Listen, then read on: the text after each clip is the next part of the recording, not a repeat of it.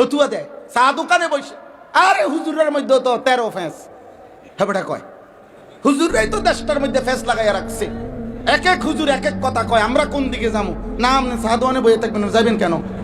এখানে আপনার একটু পরে বন দিব, চা দিব, বিড়ি দিব, টেলিভিশন চলতে আছে, নর্তকী না আছে, আপনি অন্যদিকে যাইয়া কিনবেন। আপনি এনে বসার থাকেন, লড়েন না, আপনি জাগাতে লড়েন না, আপনি বিড়িয়ে খান বসে। ফালতু কোথাকার বেটা, হ্যাঁ বেটা এনে বইয়ে বইয়ে বুদ্ধি দেন। হ্যাঁ আপনি কাকে বুদ্ধি দেন মিয়া? ফাজলামি করেন? কাকে বুদ্ধি দেন? কোন হুজুরে কি ফেস লাগাইছে? হুজুরদের ফেসে বইরানি বিড়ি খান। যে হুজুরের একটা ফেস লাগাই রাখছে, আমার 2 জন হুজুর আইয়া কইলো খাইতাম, আর 2 জন আইয়া মানা করলো। আমগো ফেসে নিয়ে আপনি সুদ খান। আপনি যাই যে 30 বছর কিস্তি নিলেন, সুদ খান। আমরা হুজুরকে ফেসে পইরা, হ্যাঁ কথা বলেন না কেন? একটা সুদখোর বলুক, একটা কিস্তিখোর বলুক, বাট আমরাই ফেস লাগাইছি বেটা। তাইলে আপনি সুদ খান কেন? আপনি কিস্তি নেন কেন? বলেন মিয়া।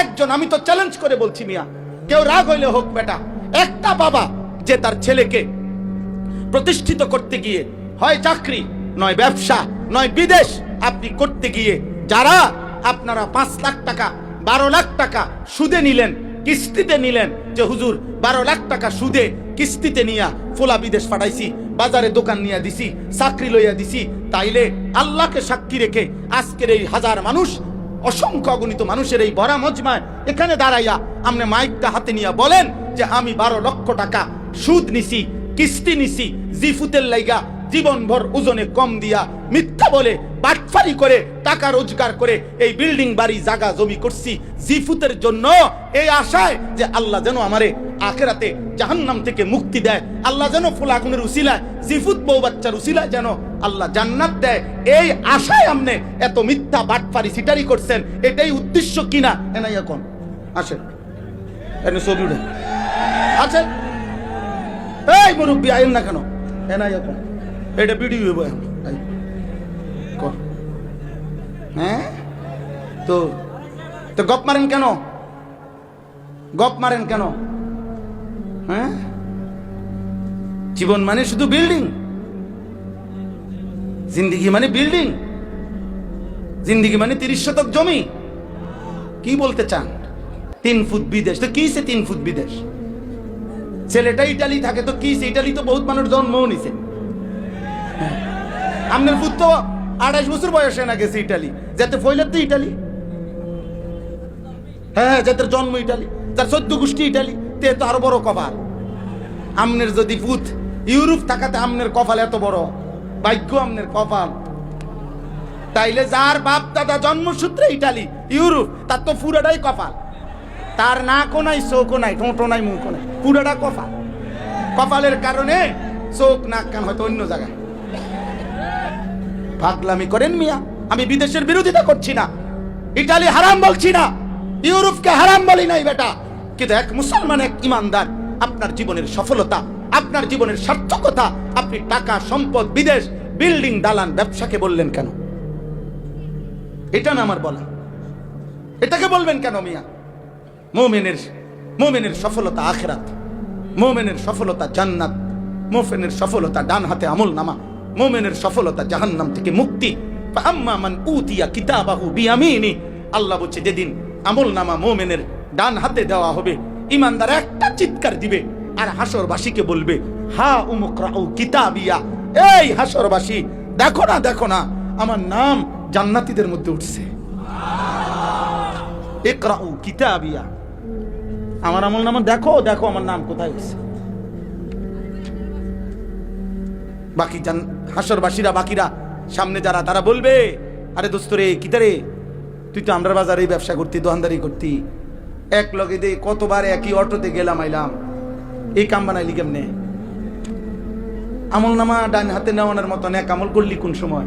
হা দোস্ত, ইন্নী জানান্তু আন্নী মুলাকিন হিসাবিয়া, আমি কলিজা দিয়া বিশ্বাস করতাম এই আখিরাত হবে, হাসরের মাঠ হবে, ফলে আমি ব্যবসাও করেছি, বাজারও করেছি, সংসারও করেছি, 5 ওয়াক্ত নামাজে জামাতও পড়েছি, আমি উপার্জনও করেছি, আবার খেয়াল রাখছি একটা টাকা যেন হারাম না হয়, সুদের না হয়, মিথ্যা না হয়, ধোঁকা না হয়, প্রতারণার না হয়।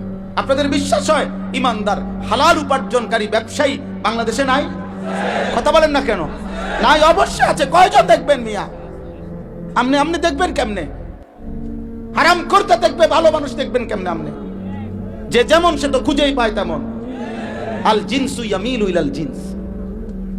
অতএব দয়া করে আপনাদের কাছে এটা বললাম, আল্লাহর নবী সাল্লাল্লাহু আলাইহি সাল্লাম বলেছে, উম্মত সিদ্ধান্ত নাও, সিদ্ধান্ত নাও, উত্তম মানুষকে সঙ্গী বানাও। তোমার দোকান হোক, তোমার ব্যবসা হোক, তোমার স্ত্রী হোক, তোমার বন্ধু হোক, তোমার চলার পথের সঙ্গী হোক। যুবক ভাই, তোমাদেরকেও বলছি, আব্বা, জীবনের সবচেয়ে বড় ব্যর্থতা মনে রাখো বাপ, অসৎ সঙ্গ, মন্দ লোকের সংস্পর্শ। সমবয়সী সহপাঠী যদি চরিত্রহীন হয়, লম্পট হয়, নারী লুবী হয়, জিনা ব্যভিচারের দৃশ্যে অভ্যস্ত হয়, মদ করে, নেশা করে, গাঁজাখোর হয়, কোনো মেয়ের সাথে হারাম প্রেম করে, হারাম সম্পর্ক করে, দোস্ত আমার হাত জোড় করে বলি, আব্বা, আমার নওজোয়ান সন্তান, আমার কিশোর ভাই, আমার যুবক ভাই, দোস্ত, তোকে বলি ভাই, আমার ওই ছেলেটা তোরে নষ্ট করে দিবে।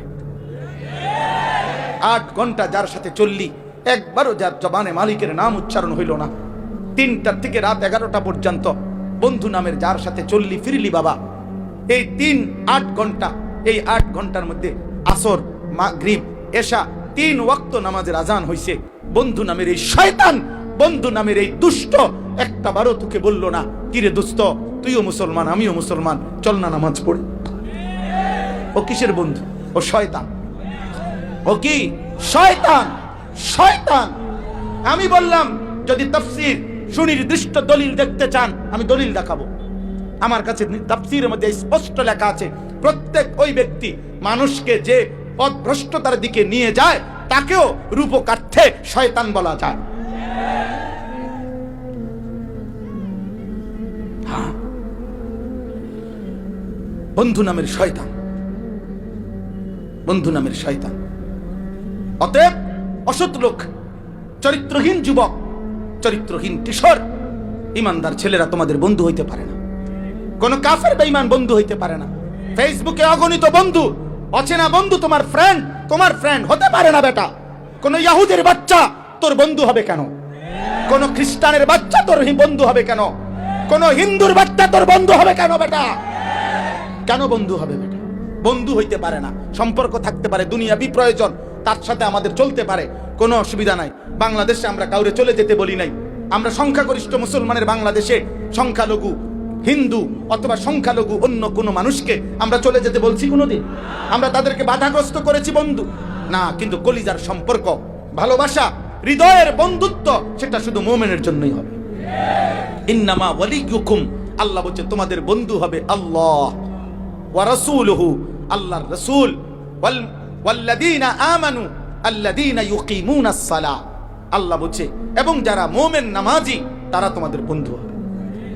আল্লাহ আমাদেরকে বুঝ দান করে। এবার আসেন এই আয়াতের অংশটা শেষ করি। এই আয়াতের মূল বক্তব্য হলো, রাসূলুল্লাহ সাল্লাল্লাহু আলাইহি সাল্লামের জামানায় মক্কার কুরাইশদের একজন সর্দার ছিল, উকবা ইবনে আবি মুআইদ তার নাম। এই কাফের সর্দার মক্কার সর্দারদের মধ্যে সম্ভ্রান্ত সর্দার ছিল, অনেক ধনী ছিল, অনেক বড় ব্যবসায়ী ছিল। সে নিয়মিত মক্কার বাহিরে দূর দূরান্তে ব্যবসা করতে যাইত। আর 2 মাস, 3 মাস, 6 মাস, 1 মাস 15 দিন পরে ব্যবসার থেকে যখনই ফিরে আসতো মক্কায়, তো মক্কার সম্ভ্রান্ত ব্যক্তিদেরকে সে মেহমানদারি করত। তার একটা অভ্যাস ছিল নিয়মিত। এটা এমনিতেই আরবের মেহমানদারি প্রসিদ্ধ, তো তার মধ্যে মেহমানদারির গুণ ছিল। উকবা ইবনে আবি মুআইদ, তো সে করছে কি, একদিন ব্যবসার থেকে আইসা সবাইরে যে দাওয়াত দিছে তার বাড়িতে, আমাদের প্রিয় নবী সাল্লাল্লাহু আলাইহি সাল্লাম তিনিও যেহেতু কুরাইশের সম্মানিত ব্যক্তি, তো নবীজিকেও দাওয়াত দিছে। নবীজি আসছেন তার ঘরে। আসার পরে সবাইকে যখন খাবারের দস্তরখানে বসাইছে, সবার হাত ধোয়াইতেছিল, আল্লাহর নবী তখন হাত ধুইতেছিলেন না। তো উকবা ইবনে আবি মুআইদ বলল, মুহাম্মদ হাত ধুইতেছ না কেন? তখন আল্লাহর নবী সাল্লাল্লাহু আলাইহি সাল্লাম বললেন, চাচা, যতক্ষণ আপনি আমার কালেমা না পড়বেন ততক্ষণ আমি হাত ধুবো না, খানাও খাবো না। উকবা ইবনে আবি মুআইদ চিন্তা করছে, আমি কুরাইশ, আমার আজীবনের পরিচিতি সুনাম যে মেহমানকে আমি মেহমানদারি করি, আমি মেহমান নওয়াজ। আজকে যদি মুহাম্মদ না খাইয়া আমার বাড়ির থেকে উঠে চলে যায়, তাহলে গোটা আরবে আমার বদনাম হবে যে উকবার বাড়ির থেকে মেহমান না খাইয়া চলে গেছে। তখন উকবা ইবনে আবি মুআইদ তার মেহমানদারির ঐতিহ্য ধরে রাখার জন্য নিরুপায় হয়ে কালেমা পড়ছে নবীজির সামনে। সুবহানাল্লাহ, ফোন রাখেন না, আর রাখেন না, সুবহান, শুনেন না, কথা শেষ হবে না। এরপরে নবীজি সাল্লাল্লাহু আলাইহি সাল্লাম খানা খাইছেন। খানা খাওয়ার পরে নবীজি বিদায় নিছেন। এইবার এই উকবা ইবনে আবি মুআইত, ওই আরো মেহমান আছে না, এই বাকিগুলা তো কাফের। এই বাকি কাফেরদের মধ্যে উবাই ইবনে খালফ, এই নিকৃষ্ট কাফের, যে উমাইয়া ইবনে খালফ, হযরত বেলালের যে মনিব, এরা ভাই। এই উবাই ইবনে খালফ, এই বেঈমান সাথে সাথে উকবা ইবনে আবি মুআইতকে ধরছে, হাত চাইপা, বলছে দোস্ত, তোর লগে আজগা আমগো কতদিনের বন্ধুত্ব? কয় যে এই ছোটবেলার বন্ধুত্ব, ল্যাংটাকালের বন্ধুত্ব, মানে ছোটবেলার থেকেই কি বন্ধুত্ব আমরা। তখন উবাই ইবনে খালফ বলল, এটা কি করলি আজকে, কি করলি? লাকাদ সাবাকতা, আজ তুমি আমাদের সবার সামনে এতদিনের বন্ধুত্ব ত্যাগ করে একসাথে আমরা চলি ফিরি, তুমি আজকে ধর্ম ত্যাগ করলা, বাপদাদার ধর্ম তুমি আমাদেরকে না বলে না কয়ে ত্যাগ করলা। তাইলে এতদিনের বন্ধুত্বের কি মূল্য আছে? তোমার লগে আমাগো আজকে এতদিনের তোর বন্ধুত্ব, একসাথে আমরা মদ খাই, একসাথে জুয়া খেলি, একসাথে মানুষ কই নাই, বুঝেন না? যাবতীয় সিটারি বাটপারি তো ওই মক্কায় আমরা একসাথে আজকে এতদিন ধরে করতেছি। এখন কথা নাই বার্তা নাই, হঠাৎ করে মুহাম্মদের কালেমা গ্রহণ করলা। তখন উকবা ইবনে আবি মুআইত বলছে, দোস্ত, তোমাদের সাথেই আমার বন্ধুত্ব, কিন্তু তোমরা তো দেখছো সে তো খাবার খাচ্ছে না। এখন সে যদি খানা না খায় আমি কি করব? তখন খাবার না খাইলে আমার ঘর থেকে যদি মেহমান ফিরে যায় তাইলে তো গোটা আরবে বেইজ্জতি হবে। এই জন্য আমি নিরুপায় হয়ে মুহাম্মদের কালেমা পড়ছি। নাউযুবিল্লাহ। তখন এই উবাই ইবনে খালফ বললেন, তাহলে তুমি আমাকে বন্ধুত্ব স্বীকার করো? অবশ্যই বন্ধু, তোরাই তো আমার বন্ধুত্ব, মদে জুয়া সিটারি বাটফারি তো আমরা একসাথেই বন্ধু, আমরা হ্যাঁ বন্ধুই তো আমি তোদের, তোমরাই আমার বন্ধু। তাহলে যদি বন্ধুত্ব ঠিক রাখতে হয় এই মুহূর্তে তুমি মুহাম্মদ যেখানেই পাইবা, যে অবস্থায়, ওইখানে গিয়া তার কপাল বরাবর থুতু মেরে নাউযুবিল্লাহ তার কালেমা তারে ফেরত দিবা। এই বেঈমান, এই উকবা ইবনে আবি মুআইত, বদনসিব, দুর্ভাগ্য, এই বদনসিব গিয়া দেখছে নবী সাল্লাল্লাহু আলাইহি সাল্লাম কাবা ঘরের সামনে, আল্লাহর ঘরের সামনে তখন সেজদা দিছে। নবীজি সেজদা অবস্থায় সে থুতু মারছে নবীজির কপালের দিকে, আর বলছে, মুহাম্মদ তোর কালেমা তোকে ফেরত দিলাম। আল্লাহ তাআলা বললেন, হাই বেঈমান, কামটা করলি কি? আহা, কি করলি? এই তখন আল্লাহ তাআলা বললেন যে, দেখো দুনিয়াবাসী, বন্ধু, অসৎ বন্ধু কি করল? সে তো কালেমা পড়েই ফেলছিল, ইচ্ছায় হোক অনিচ্ছায় হোক, কালেমা তো পড়েই এলাইছিল। কিন্তু বন্ধু নামের শয়তান, বন্ধু নামের অসৎ লোকটা তাকে আজ কি করে দিল?